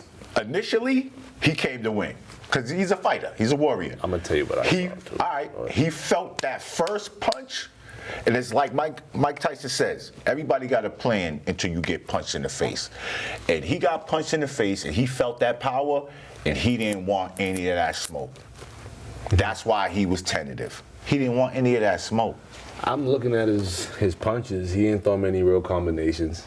He threw a bunch of 1-2s, 2-1s, Why? a bunch of 4 and 5s. Why? I get it, but when he gave Canelo some pressure in multiple combinations, Canelo was actually showing that it was effective. You get what I'm saying? But because Charlo is just when you throw not strong combinations, enough, man. when you let your hands go, you're susceptible to getting hit now. that too, yeah. And that's why Charlo did not. He tasted that first right. I seen it. He tasted one to the head, and he tasted one to the body. And I seen his face after that. Especially when he fell, when he got on his knees. Oh, that was smart of him. That was very smart of him to take that knee because he was about to go down. He was about to get knocked out, and he knew it. He knew it. Pedro, what are your thoughts on what happened on Saturday? I mean, Junior and Todd said it best. I mean, those guys, Charlo, he didn't come to fight. He didn't take the fight to him. He should have fought out of Mexican style type of fight, and he did not do that, so. And the reason why, Pedro, is because, like I said, he didn't want to get touched. He felt that power from Canelo, and when you throw combinations and when you let your hands go, you're susceptible to taking punishment. And he didn't want to take that punishment. He knew there was nothing he could do. That's what I'm saying. So, Pedro, what's next for both fighters? Pedro, what do you think is next for both fighters? I think that Canelo should fight Benavidez. There's no question about it. I mean, who else? He cleaned out the division. And that's if Benavidez can get by Boo Boo Andre. If Benavidez can get by Boo Boo, I agree. I think it should be Benavidez and Canelo. I think that'd be the fight of the year next year. And they would make a lot of money. Oh, tremendous money. Because not only will they have the Mexican fans and the Latino fan base, they'll also have the American Indian base and the Black African American base. I promise you to have that because we respect good fighters. Definitely. Yeah, they boxing. Good quality boxing. Mm-hmm. Well, better luck next time. And Charlo. How do y'all think about, because him and his brother had like some friction, but his brother showed up for him. His brother showed up. Come on. Were they bumping heads because of their wives? The women in their lives? Their wives don't get along. So Mel's wife beat up Maul's wife on camera. I mean, that should be that women's, but that would should have been a high conversation with me at the table because I'd have been like, you lost or you won. See, let's move on. That's my brother. Like, right? You know me, siblings. So like, if I had a sibling, this is what it is. He'd rather die regardless. And that's what he showed. Yo, you my brother. I'm gonna be there for you regardless. But I think Charlo's next move, Pedro, should be Tim Tszyu. For the 154, yes, absolutely. I want to see him fight Tim Tszyu. That fight got derailed because he broke his hand. Yep. I want to see him fight Tszyu, especially the way Tszyu's fighting right now. That'd be a great fight. He's got a lot of power. I think Charlo also, that's a good decision, but I think he need to hit the weights. Just feel like he needs to just get stronger. You feel like his body didn't look. Yeah, no, I just feel like it looked good, but I just feel like he needs to get stronger as a person if he's trying to reach the upper echelon. Because Canelo was just like a strong old Mexican. Canelo, man. Training in Denver at that altitude, he probably could have won another 6 rounds. He said it, man. He said, "Listen, nobody can beat this Canelo." I believe him. Yo, I believe him, bro. Canelo, you seen it? You hear Todd Canelo eating kangaroo meat and stuff like that? Oh, word? I didn't even know that, but it's a different type of tender. That's just a joke, but yeah. That ain't no joke. With the steroids, because he got caught with some steroids or something. Oh, yeah, I forgot about that, too. But sports is a lot of fun when there's steroids involved. Honestly, it is. But this is a great year of boxing. It really is. This is one of the better years. Definitely had a lot of big time fights. Yeah, because people, now that we live in a world where like outside influences that never had a say in anything now, all you gotta do is type a couple sentences and now your voice is heard. So like people, now they're succumbing to the pressure of the fans and things like that, and they're realizing that you give the fans what they want and they're actually gonna show up and support. Definitely. Think about it. We wanted to see Pacquiao Mayweather, but we didn't though. We did, but the time we're having, it's like, we got other stuff to worry about. You know what I'm saying? So like, now they're giving us what we want. Right, on time. Yeah, definitely. All right, let's go into some college football real quick. Hey, man, Deion Sanders said it best. Caleb Williams is a dog. Boy. That's what we need, Patriots. Another no. Oh, you said that. You saw my boy tank for Caleb. Yeah. But we don't even need a tank. Right. We just gotta go out there and play. Just play it. We're gonna get him. I was thinking that too when you said that. Like, we don't even have to take. You just got to show up. Yeah, he's definitely. The thing about college football this year, there's so many, minus, Colorado's getting all these headlines and stuff like that, but there's like 2 major storylines that's happening right now. We got Georgia trying to be the first team to three-peat in a while, and Caleb Williams trying to be the first player in a long time to repeat a Heisman Trophy winner. Those are like two things we got going right now, which is good for college. On top of the Deion stuff and the Colorado stuff, there's like so many good things happening with like storylines I for would college. love to see all those things happen. Right, for college football. But yeah, Caleb was 6 touchdowns. He was, I mean, they couldn't stop a nosebleed. He was just doing whatever he wants. And those guys were just running wide open in that secondary. Yeah. It was just like. Yeah, they was. It was just like, They did what they want. Matador defense. But shout out to Colorado Showed a lot for more coming fight. back in the second half because I was like, oh man, at least make it a game. Yeah. If they score, you score because you already know you're gonna lose just because like you're not there yet as a You team. gotta like give them their flowers for how they didn't fold, because that could have got real bad. they lost with a smile. Yeah. So when you can go out there and give it your all and do your best and only lose by 7 against the number of And they're in the top 10. They're in the top 10, I think. Top I think 5. they're 5, bro. Yeah. So like number 1. And 5. you almost got the ball back on the They side. had a chance. So it's like they're a couple players from being there. So Yeah, they had a chance. I hope this 7 game, dogs, they're to number be 9 exact. right, number 9 Yeah. right now. They're number 9. So all right, I'm not. really? Yeah, they're so number they're 9. gonna Florida be State's all number right. 5. And this probably is good for them. They kind of learn, like, you can't start games off slow. Like, offensively, you just can't start Right, games and that's off what slow. Dion was saying that. Yeah. He was like, now we know we got to win the first half now, first 2 quarters now. Yeah. That's But college football is always fun when certain teams are good, like USC, the Florida States, Yeah. Yeah, Miami's, things it's like fun. that. It's always It's from fun. Michigan, you know. When Michigan USC really had it rocking, they was like doing the same thing Colorado was doing as far as like having like- all those celebrities on the I sidelines like at Michigan practice. right now. I like they Michigan? look like they might. Hey man, You know, man. Top- I like Michigan right now a yeah, lot. it's gonna be interesting. They did the interesting first who's gonna 3, have. first 4 without their head coach, and now he's back. Oh, that was perfect. Yeah, shout out. And he did it himself.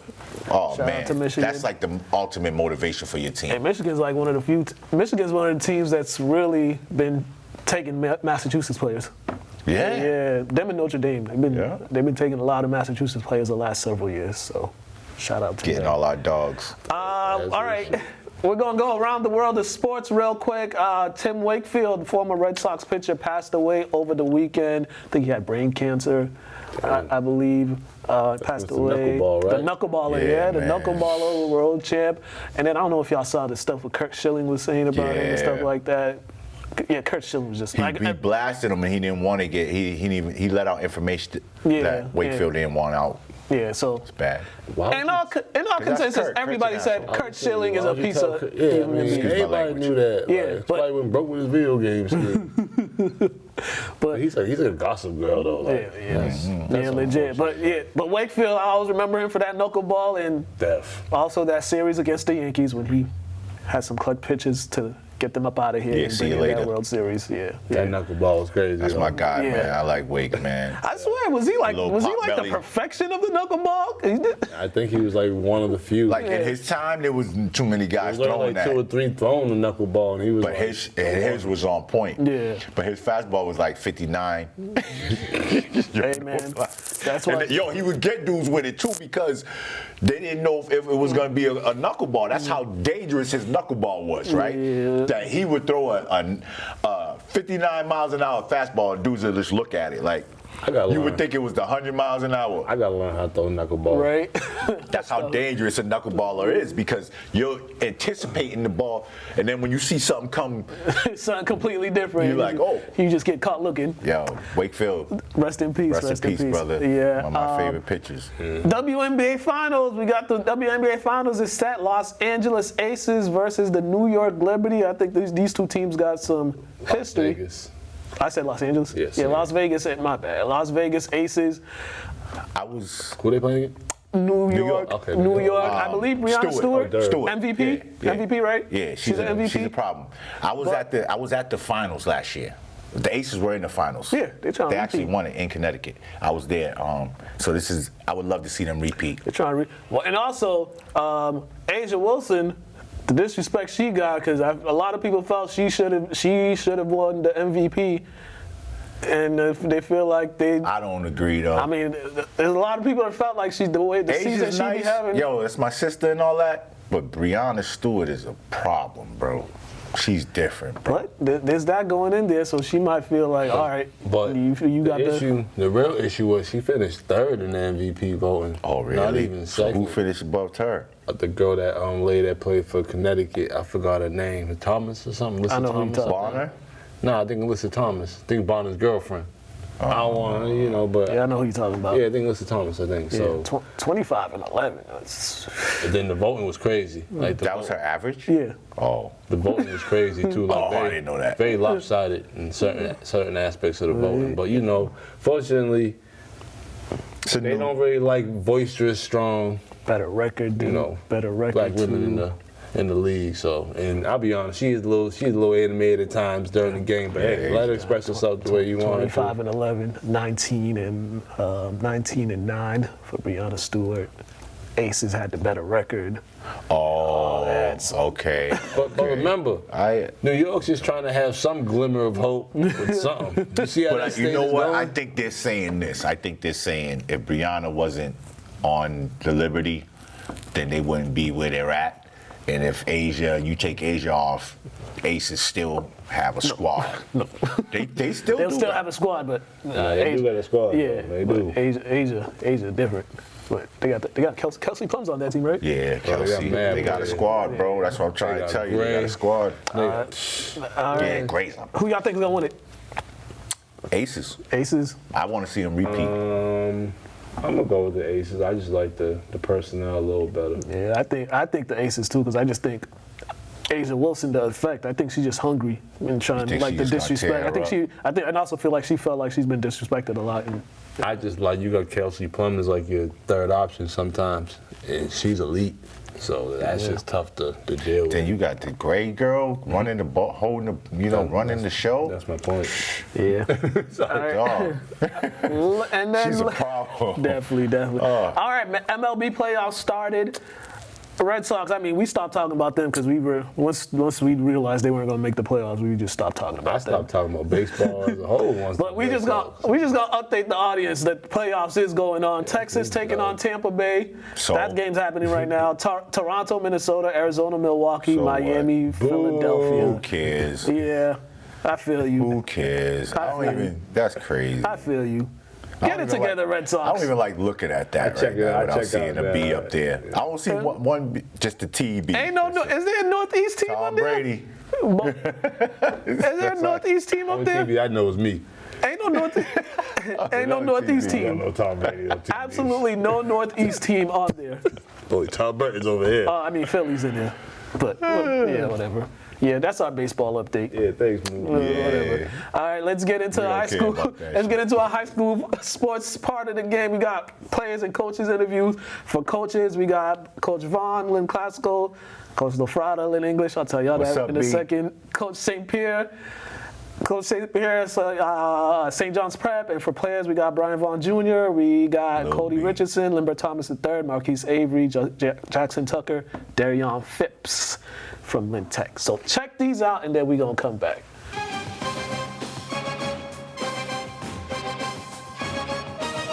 All right, Coach, you guys came out here, handled business, got the win. What did you like in that first quarter? I think the first quarter, I thought the execution was great. I thought our tempo was really good. Guys are, we were moving up and down the field that third quarter, making big plays, and that's what we kind of look for. What have you seen the past 2 weeks? You guys put up 44 last week, 38 this week. Is it just you guys doing just them doing their assignments and? It's just about execution. I think these guys, they put a lot of time in practice and a little time, with film session and always looking to better themselves. So I just think it's really just execution and our quarterbacks and our receivers on the same page. They're out there doing some checks when they see certain stuff, and I always talk about those guys just taking what the defense gives you. So I might call play and then they check to something. So I think that plays a big role in the success the last couple of weeks. For your quarterback, is this the best you've seen him throw the ball these last couple of weeks? And do you feel like he's starting to get that confidence back? He's definitely starting to get his confidence back. He's been throwing the ball okay. He missed a couple throws tonight that I wish, that I know he wish he could get back. But it's still a long road for him. It's still, one day at a time for him. And, I'm just really happy with how he overcame, his story in that injury. So, he's come a long way, but he still has a long way to go. Definitely, we're getting to October, which is kind of that, grind part to position yourself for the playoffs. What are you looking for? What are you hoping to see? I talk about it every day. Our goal is after tonight, we'll load the film up. We'll watch it tomorrow evening after class, and we'll put the game plan in for next week. Our goal, we talk about it all the time, is just to get better every day. Hopefully we can do that. Hopefully we can improve on next week from this week and keep things going in the right direction. Congratulations on the win. All right, thank you.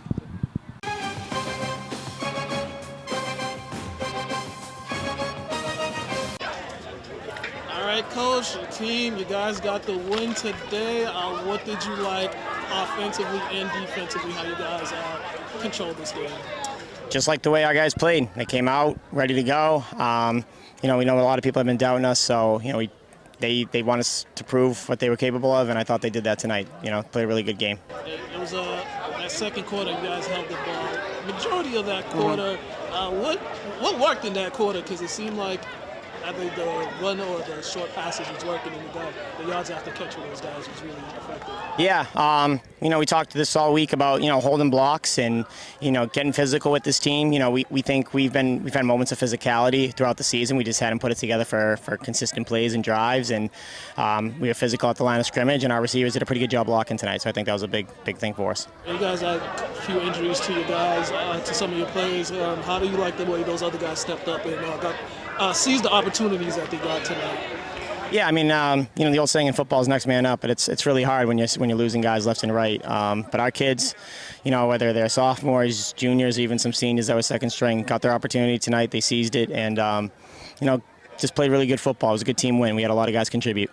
Up next is Greater Lawrence. I don't know how much you know about them yet, but first thought when you think about them, is you guys get ready for them. Yeah, I don't want to say too much. Don't know really a ton about them. I would imagine they're going to be a disciplined, hard-coached football team. But I really got to watch some film before I say too much about them. I don't know a whole lot, so that'll make it interesting for us. All right, Coach, congratulations on the win. Thank you.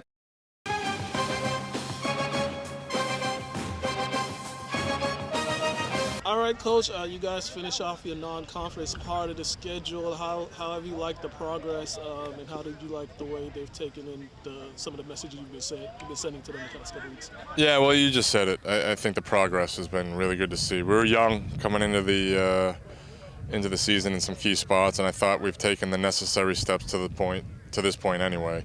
I'd like to see us continue that. We're only 4 games in, but progression-wise, I like where we're at right now. It's going to ramp up now. We're getting the Catholic Conference against St. John's Shrewsbury next week, so that will be a great test for us. And that running game, it seemed like in that first drive you guys really established it, and then during that second quarter, it seemed like I got a sense that they started to wear it down. It's a lot of arm tackling. It's just the offensive line doing what they do for their running backs to give you guys that physical play. Yeah, you know us, Mook. We pride ourselves on being very physical and being hard to play against, and I think right now we're accomplishing that goal. I thought the offensive line was outstanding. I think our tight ends included in that group and our fullback, Gael Garcia, those guys are doing a great job just really winning the line of scrimmage for us. And then our backs are doing a great job just getting north and putting the foot in the ground and go and being patient behind the blocks. And we wear on people. There's no question we've been wearing on people, and we like it that way.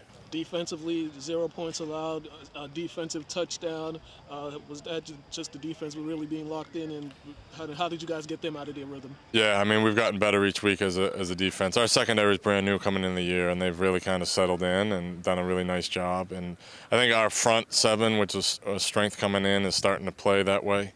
So that was really good to see. We're winning the line of scrimmage right now, and that's my personal belief is, and us as a staff, is you got to win the line of scrimmage to win football games, especially when you get later in the season against really good teams. And lastly, there was some guys that got in there that don't normally get some time on the field. Just how important is it for those guys to get that experience, because there might be a point where you might have the call on them. Oh yeah, there's no doubt. We stress that when you're in the game, you're a starter, so take advantage of your reps and Kids work hard, and we try to reward kids that are working hard in practice and get them in the games when we can, and we're fortunate enough to do that today. All right, Coach, congratulations on the win. Mook, thanks for coming out and supporting us. Thank you.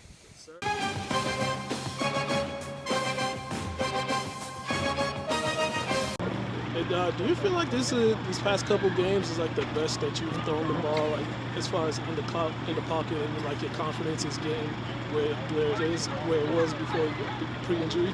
Yeah, it actually is. After the injury, I spent more time like focusing on pocket presence and like how to make better reads than I used to do, and like how to put balls in certain spots, and that's really helped me. And also, you feel like you're getting the scrambling back as far as getting with your legs. I feel like the first couple games you wasn't doing as much, but I feel like the last 2 games it's starting to get there. Like you're starting to look to scramble a lot more. Is that just the case of you just getting in the groove of things? Yeah, I'm just getting more confident. Every day in practice, I try to like scramble like once or twice. Even if it's on scout offense, I try to get around to like R1s, and it really helps because you never know what will happen in a game. What type of plays you got to make. Yeah, you guys really bounced back since that Peabody game, offensively and defensively. I mean, what was the takeaway from that game, and how did you guys use that, let that game slip away to just use it for the last 2 games? Well, we looked at it like we just got to finish games because we were up 14-7, start of the 4th quarter, just let it get away from us. Every day we try to like encourage everyone to like keep giving it 100 every practice, every rep, every snap, just to like make sure that doesn't happen again. Congratulations on the win. Thank you.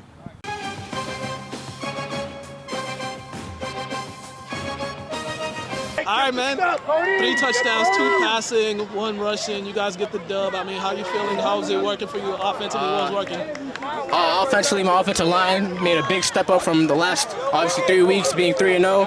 After getting that first win, I'm just basically this whole win thanks to our linemen. Thank you. What did you guys do differently than you guys did the other couple of games? Because it seemed like you guys controlled the clock this game. Definitely was mostly practice, attitude at practice, effort, trying to give 100%, suicides, not giving up at practice, and that's really it. And how's it good just to get that monkey off the back, to get that first win? I mean, everybody's happy right now. To get that first win. It feels good. Hopefully, kids on this team don't get too high on themselves about the win, and we just focus on next week with Great Lawrence, I believe. Offensively, what do you think you guys figured out? What do you think you guys found out offensively that you guys think could help you guys moving forward? Definitely chemistry and timing. Timing is one of the biggest things on our offense. And today, as you can see, timing was great. It was damn near perfect, but we still got a couple mistakes that we need to clean up. All right, man. You guys, how you going to keep this rolling? How you going to keep this rolling to next week? A good week of practice. And no one get in trouble at school. That's how we're going to keep this going. No detention. Definitely. Congratulations on the win. Thank you.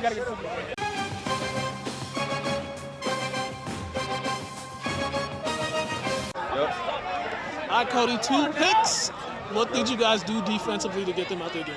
You know, Coach told us before the game stay disciplined, and that's exactly what we did. We all stayed in our zones, and yeah, that's really what we did. And what did you see on those 2 picks? What did you see on those 2 picks? I stayed in my zone and just being patient. I seen the ball in the air and just jumped to it and got it. How does this win make you guys feel? Like how you feel like this win's gonna help you guys as you guys approach, get ready for next week? How you think this is gonna carry over to next week? We definitely still gotta stay locked in mentally because we can't just let this win, get us overhyped and stuff. And yeah. But how good does it feel right now to get that monkey off the back? You guys get that first win, and just not end this month not winning any games in September, going into October with the win, and as the season we're getting closer to the latter part of the season. It felt good getting the win after these 3 losses, and yeah, it felt great. All right, man. Congratulations on the win. Thank you.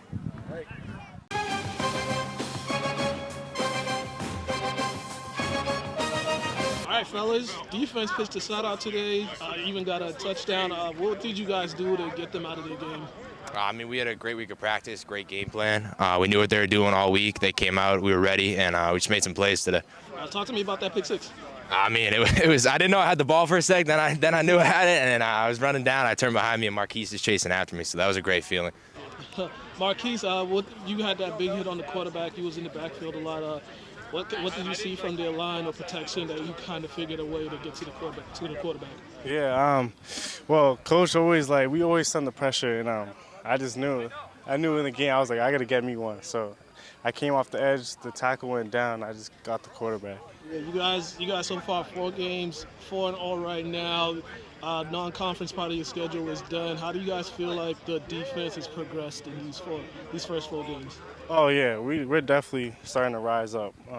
We're starting to come better as a team together and just progressing and coming better as a team for defense. Yeah, communication. I mean, our communication week by week has just gone up so much, and I feel like that's just really helped us. We know what the play is going to be, we know what the coverage is, and that's why we're making plays. Yeah. How you guys been able to just kind of block out what happened last year, the success from last year, and a whole new group? How have you guys been able to just build an identity for this group instead of people trying to talk about last year? I mean, coaches say, it's a new team. I mean, we forget what happened last season, and during practice, we create new situations and new goals in our head that motivate us to be better than last year. I mean, that should be our goal, to be better than last year, and I think that's what keeps us going. Yeah, like he said, we just throw away last year and just get even better this year. And all right, fellas, getting ready for conference play. Excited are you just for that aspect? And the season, just we're in October, playoffs, seeing yourself. Are you guys ready for the conference part? Yeah. Like Coach said in the huddle, we're getting ready for the Catholic Conference, and we're gonna go out there and give it our best every game. Yeah, Catholic Conference I think it's the best conference in Massachusetts, maybe even New England. So there's gonna be some great teams in there. So we're gonna get ready, a good week of practice, and get it done. All right, congratulations on the win, fellas. Appreciate it.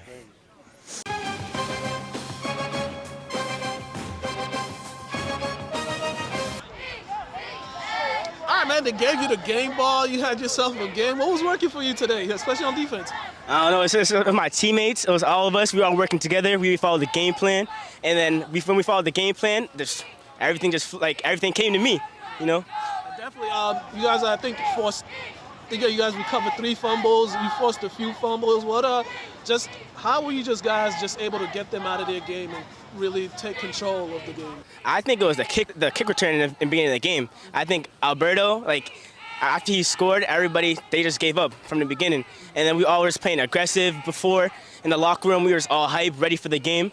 And, we succeeded. How does it feel for you guys to bounce back after losing that close game to Saugus last week? Just how you guys made it important for you guys to bounce back and put that game away? We made sure to put it away. It's in the past. It's the past. And we followed our game plan, and we wanted to win. And for you as a young player on this team, just how does it feel for you, the coach, to give you the game ball and for your teammates recognizing the stuff you're doing on the field? It feels good. I don't know. It feels really good because I worked so hard for this and to get where I am right now. All right, man. Congratulations on the win. Thank you.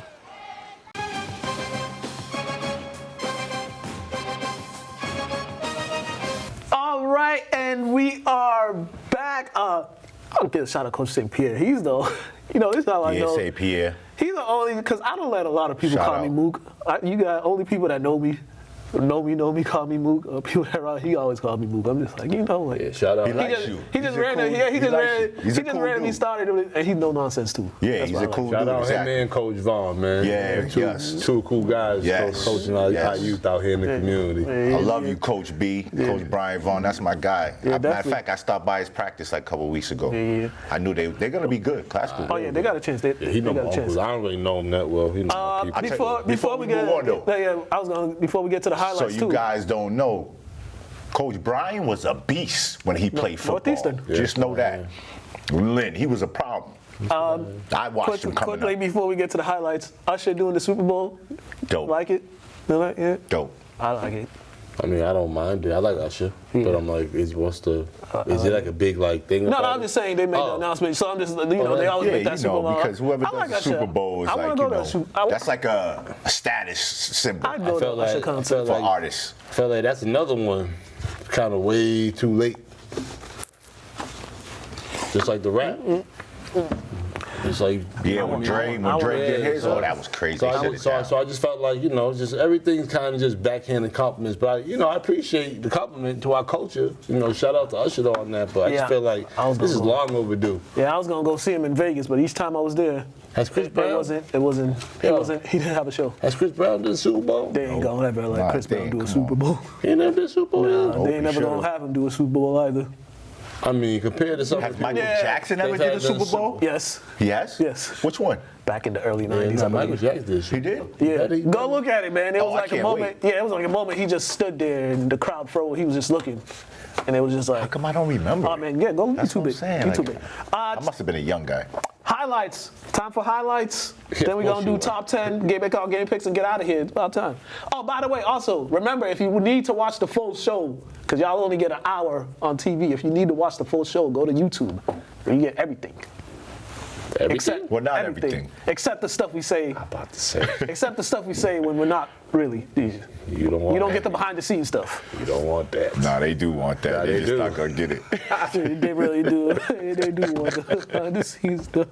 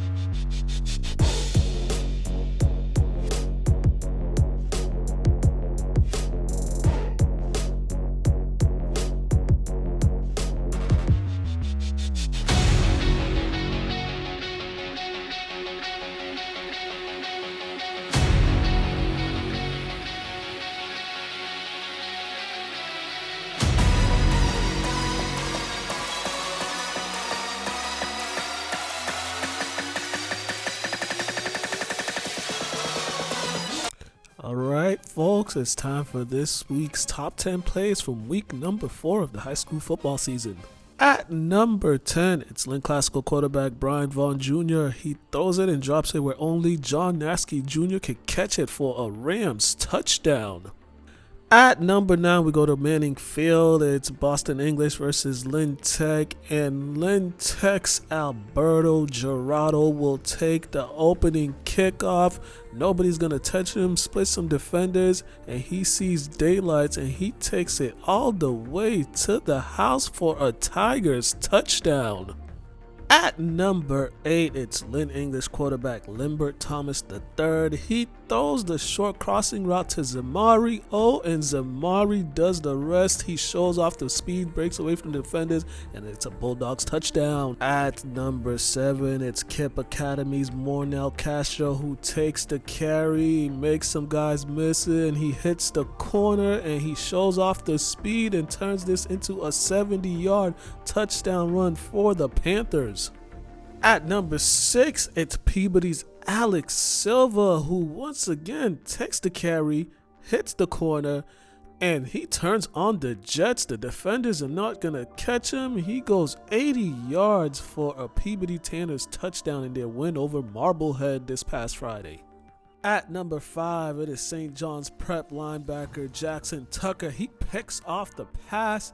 Now you're going to see the speed from the linebacker. Nobody is going to catch him. He's going to go in the end zone for an Eagles touchdown. At number 4, it's the most lethal combination in the city. Brian Vaughn Jr. to John Nasky. Nasky's going to take the short pass. He's going to juke a guy, make him fall, and he sees daylight. Nobody's going to catch him with that speed. Touchdown Rams in a win over Medford. At number 3, we go to Everett, where there was a little trickeration. Carlos Rodriguez throws it to Jaden Prophet. Prophet throws it to Christian Zamore. Zamore gets in the end zone. Touchdown Crimson. At number 2, once again, it's Mornell Castro making his second appearance on the top 10. He takes the carry, he makes a few cuts, gets some blocks from his receivers, and he turns the Jets on, and all he sees is green as he makes his way in the end zone for a Panthers touchdown. At number 1 is Everett quarterback Carlos Rodriguez. He throws it up to Jayshon Cougans. He mosses the defender for the game-winning touchdown reception for the Crimson.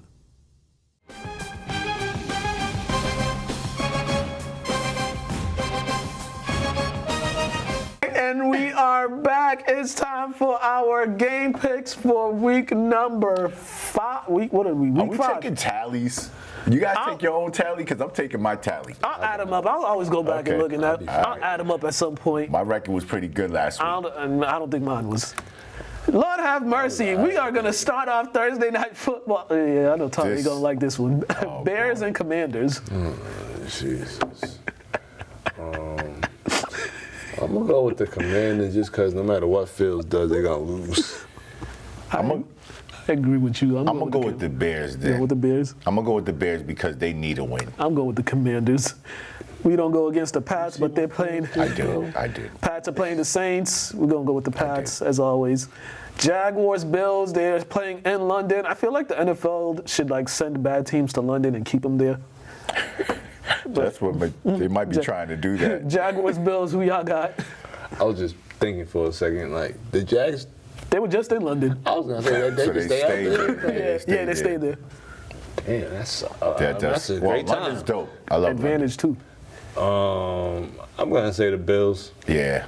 You going with the Bills? I'm going to go with the Bills. I'm going to go with the Jaguars just because they ain't going to deal with the jet lag and all that other stuff because they're already there. Okay. Texans, Falcons. I'm going to go with the Texans. The Texans look C.J. Stroud. Decent, man. No, I'm going with the Texans too. They're pretty upset with that other guy. I'm going with the Texans as well because Ritter is the Falcons quarterback and he is gone off. Ritter. Yeah, facts. Panthers and Detroit. I'm going with the Lions. The Lions? Oh, they're going to eat them for lunch. Why isn't that? Lions becoming our favorite team. Yeah. Titans, Colts. Taylor might be back for this game, Jonathan Taylor. Colts anyways. I'm going with the Titans, man. I'm going with the Colts. I'm going with the Colts because I don't know with the Titans. They're just weird right now. Colts almost won a close one against the Rams. Giants and Dolphins, it's in Miami, so you know my theory about when teams go to Miami. Miami, that's not even a question. That might be another 70-point put-up for them 80. dudes, bro. Yeah, Miami. Ravens, Steelers. Ravens, same. Eagles, Rams in Los Angeles. This might be the Eagles' first loss. I'm going with Eagles. I'm going to go with the Rams on this. I think, and here's why. I think that defense of the Rams is they haven't seen anything like that. Yeah, I'm going with the Eagles. Bengals, Cardinals. Donald. I think Donald's gonna beat them. Yeah, Eagles. Bengals, Cardinals. All right, we'll see. Going with Dobbs, man. Yeah, he's been playing well. Bengals and Cardinals. Oh, Cards. Cards, yeah. I just picked up Dobbs in the fantasy. Dobbs I just scooped him up on the waiver. That's my dude. Jeez Louise. Jets and Broncos. Broncos. Where is it? In Denver. Yeah, Broncos. Jets. Sorry. Not picking them dudes so they show me they can do I something. just can't. Yeah. They won I'm last going week. Denver. I'm going with Denver just because the Jets are, I don't know, they're a mess. Vikings in Minnesota. This is in Minnesota. I mean, Vikings and Chiefs in Minnesota. I'm going with the Chiefs, man. What's the Vikings record? 1-3. I'm going with the Vikings. Chiefs. I'm going with the Chiefs. Cowboys, 49ers, Sunday Night Football in San Fran. San Francisco. Easy. That's easy. I'm going to go 49ers.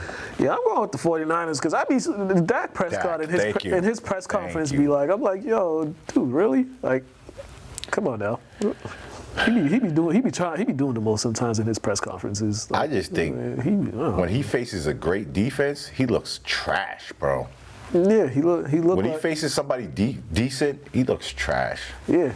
And if the 49ers build a big lead, that's when they're gonna start throwing it, and his numbers gonna look better than they are. Exactly. All right, and then Monday Night Football, Packers for Raiders. This is in Allegiant Stadium. I need to get out there for a Raiders game. It looks like the Death Star, don't it? Yeah, that's what they call it, the Death Star. I need to get out there I've been for a out game. there. I've never been in the arena, but I've driven past it. I'm going with the Raiders. After their disastrous fourth quarter, I'm going to go with the Green Bay Packers. I'm going with the Raiders. I'm only going with the Raiders because Packers are going to a fun city, so them players might be a little. Nah, I think Love going to do his thing. And that is it for us. Thank you all once again for watching. Make sure you subscribe. Make sure you lintv.org, watch it. Spell God, Instagram. Yes, sir. He finally got it. I think I got a couple new fans off of that, too. Hey, that's Mr. Burton, 23, Instagram. Mukala K, LCTV After the Whistle. Yeah, go to YouTube, all that good stuff. Watch us, share, comment, all that good stuff. You know what I mean? We here. We need some fan interaction. Oh, yeah, also shout out to Pedro. Makes the show go. P. Yeah. You know he was wrong about the fight. Instead of living in the days